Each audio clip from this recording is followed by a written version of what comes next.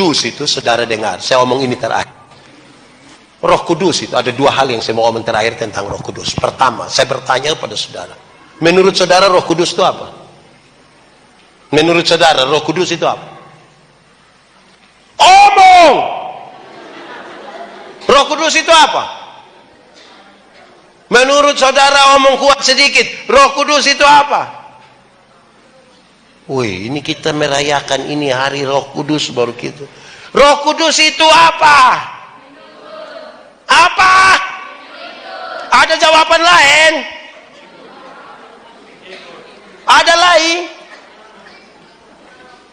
Ada kok cukup? Secukup. Saudara telah memulai jawaban yang bermasalah. Saya mau kasih saudara, dengar. Roh Kudus itu Tuhan. Saudara percaya aku tidak? Tidak percaya juga tinggal. Itu Roh Kudus memang Tuhan.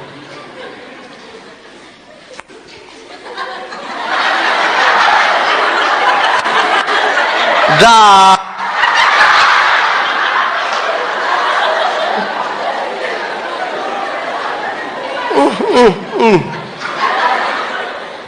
Hei, Roh Kudus itu Tuhan. Amin, kok tidak? Yang dia mengerjakan sebagai penghibur, penuntun, yang dia mengajarkan kepada kita segala sesuatu. Berarti di Tuhan itu tinggal di dalam kita. Itu Roh. Ingat, Roh Kudus itu tidak bisa tinggal di dalam hati yang penuh dengan kepahitan dan kemarahan, tidak bisa. Ada orang yang saudara tidak suka? Ada kok? Dia ada di sini. Coba lihat dia. Kenapa semua lihat saya? Roh Kudus harus di hati yang berisi. Amin kok. Nanti kita buang itu kepahitan, itu kemarahan, rasa mau balas dendam. Hati su kosong ini, baru Roh Kudus masuk.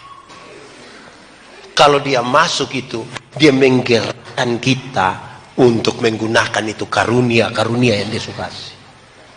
Amin kok. Kedua, bagaimana saudara tahu bahwa di pendeta Yandi ini ada Roh Kudus? Sokos-tosai. Oh.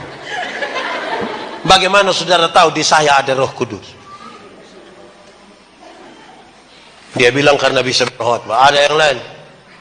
Bagaimana saudara bisa tahu bahwa di pendeta Yandi, di pendeta di pendeta Arta, di pendeta Roh Kudus? Saudara kasih tahu saya. Bagaimana saudara tahu?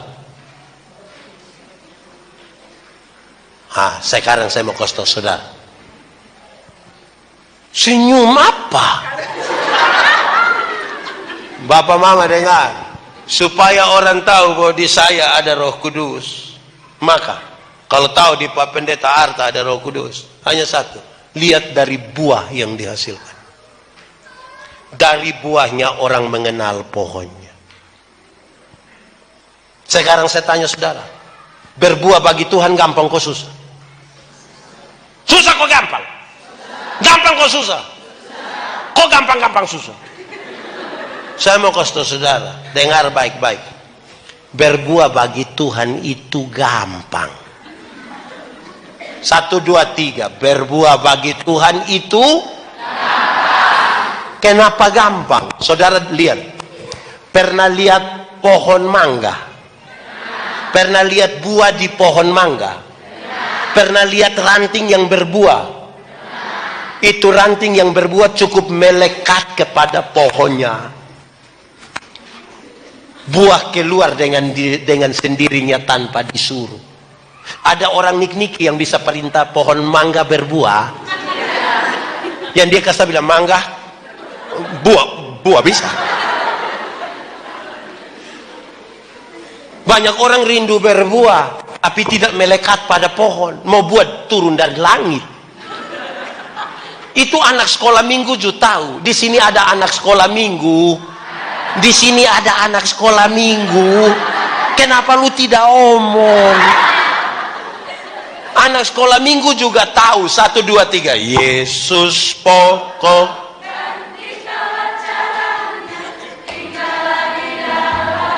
Sekali lagi.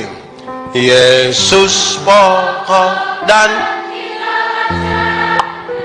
tinggallah di dalam. Sekali lagi. Yesus pokok dan tinggallah di dalam. Pasti apa? Pastilah kau apa? Cukup sudah. Anak sekolah minggu saya tahu. Tinggal di dalam Tuhan saya kita berbuat. Susah kok gak? Nah kenapa tadi bilang susah? Nah banyak yang mau rindu berbuah tapi tidak tinggal di dalam Tuhan. Nah dia pun buah ada tapi buah plastik. Pernah lihat buah plastik? Pisang plastik pernah lihat? Lemon plastik pernah makan? Anak-anak yang belajar IPA di SD, SMP sudah tahu. Yang cari makan pada pohon itu bagian tumbuhan nama apa? Terus akar kirim pimana? Pimana lagi? Daun. Di daun ada proses apa? Apa? Foto. Di daun. Terus setelah jadi sari makanan dia kirim pimana? Ranting. Buah keluar dengan sendirinya tanpa disuruh. Nah, roh itu disebut Roh Kudus. Amin. Yang kudus itu tidak bisa bersatu dan tidak kudus. Yang kudus itu tidak bisa bersatu dan tidak kudus. Supaya orang-orang yang punya karunia Roh Kudus mesti jaga itu kekudusan. Mau minta kepada Tuhan tapi tidak jaga kekudusan, apa gimana? Jaga itu kekudusan. Hei, tanggalkanlah kasutmu, sebab tempat di mana engkau berdiri itu bagaya. Kudus itu seperti terang.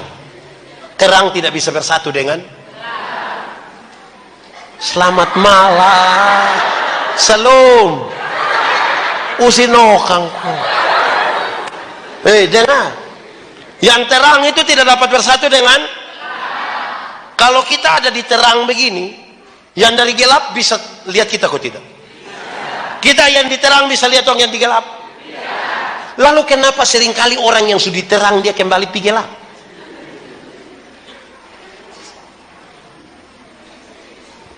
(31 Desember kalau kita pergi gereja jam 6:30 itu kita pergi sampai sana itu ke lampu agak redup baru semua kan masuk tenang-tenang. Ada bunyi musik bilang tang tang tang tang tang tang tang tang tang tang tang tang tang tang. Terus ada yang baca puisi. Tidak terasa. Saya pikir-pikir, lu tidak rasa. 365 hari. Rasa kok tidak? Nah kenapa bilang tidak rasa? Rasa kok tidak? Nah kenapa bilang tidak rasa? Terus dia bilang begini, mari kita tuliskan catatan-catatan dosa kita. Biar dia berlalu bersama-sama dengan tahun lama. Tahun baru, hidup baru, semangat baru. Wih dong mulai tulis dong pun dosa. 1, 20, 30. Lipat baru menangis lagi. Keluar pakai doa, sebelum doa menyanyi mampirlah dengan doa. Terus dom bakar. Ini 31 Desember. Masuk minggu kedua bulan Februari dia gila ulang. Bahkan dia lebih parah dari yang tahun lalu. Betul kok tidak? Di Niki juga ada. Itu orang don di sini. Dia paham apa? Kenapa saudara? Orang diterang tapi dia suka lihat pi gelap. Dia kembali ke gelap. Saya sulit pakai bahasa Indonesia. Coba saudara yang sebut. Ini dia pun nama apa kalau begini? Apa? Melalui pakai bahasa Timur bilang Kalau dia begini lama-lama dia bilang begini. Di sini ada yang tukang maloi, laki-laki atau perempuan. Ini kita tidak jaga ini kekudusan. Di gelap sana itu orang kalau tinggal di gelap itu dia kufun. Tahu kufun? Tolong kasih tahu Ibu Paulina dulu. Kufun lenanesa. Tabrak sembarang itu. Orang butuh terang, butuh Roh Kudus supaya lihat jalan yang benar. Amin. Di gelap itu bukan saja tabrak sembarang, tapi di gelap itu dia bisa menjadi anggota sebuah organisasi yang namanya PKK. PKK lenanesa. Poe kalang-kalang itu. Di sini ada yang PKK. PKK itu ibu raba sembarang ibu itu juga. Di sini ada yang PKK. Saudara, tolong jaga baik-baik. Sudengar.